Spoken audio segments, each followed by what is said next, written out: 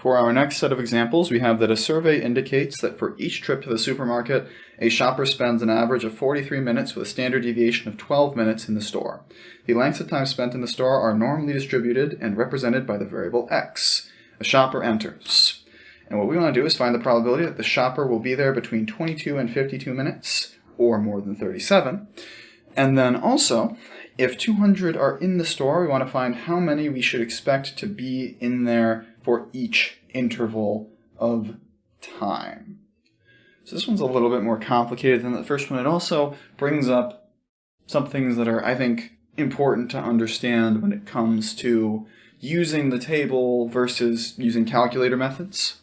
So in that first case, what we're looking at is finding the area between 22 and 52. That is, we want the probability that x is greater than 22 but less than 52 in terms of that middle region there, which if we want to, we can talk about in terms of z-scores, negative 1.75 for 22 to 0.75, and I'll leave it to you to check that those are appropriate for this.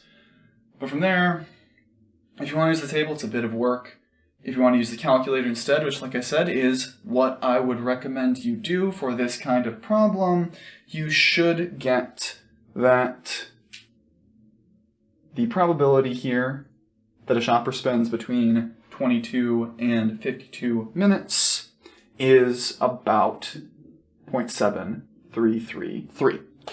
Where if you want to find the number expected in there for that window of time, it's a lot like dealing with those binomial means. It would just be the total number we're considering times the probability of that window, which here would, up to rounding, excuse me, because these are people, you would want to round them to the nearest person, weird to say, would be 147. We might actually round it up generally, because if you get 1/3 of a person, that has to count as a whole other one. But subtlety. In any case, this is how you'd handle a problem like that for area between, where if you want to do that in the calculator, it's a matter of using a normal CDF from either 22 to 52 or negative 1.75 to 0.75. Matter of taste, really. For the other example, if we're talking about the area corresponding to x being greater than 37, now we're talking about a right tail. We're looking at this probability. We're now going to the right,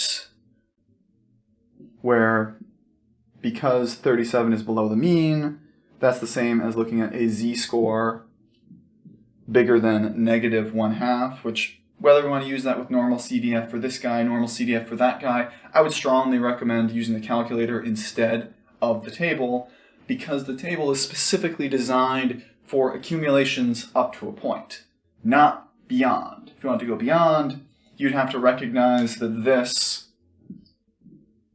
is the complement of the probability that z is at most negative 0.5, and think in terms of that. But however you want to go about this, personally I recommend the calculator, you should end up getting that the probability in this case is about 69%. That is 69.15. Hi again. So, like I said, just a quick word on this example here. What we're talking about, it's important to bear in mind, is minutes of time spent at a store.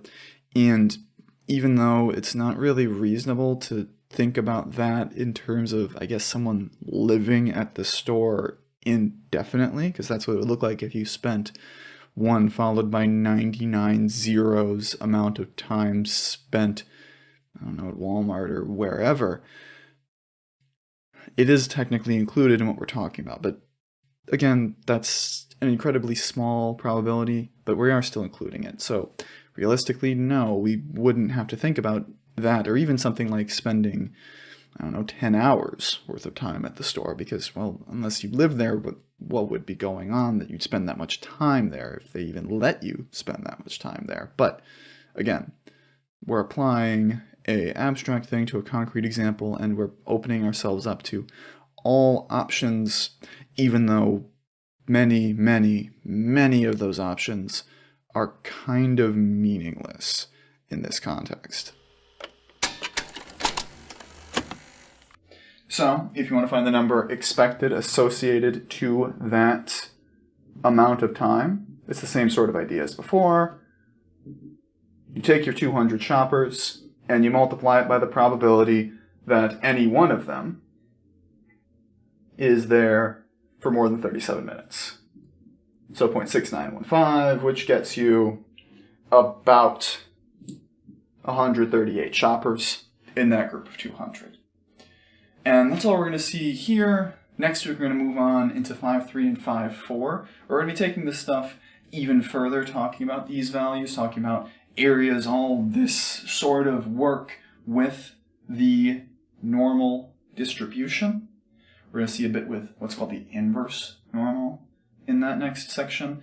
And then in 5.4, we're getting another really big one, which is a very abstract result for us, but that has really massive meaning on what we're going to be seeing for the next 2 chapters with a thing called the central limit theorem. But this is all I want to get to for here. So make sure you take a look at that calculator stuff, because this is where it's really starting to get important. But otherwise, have a good one. I'll see you next week.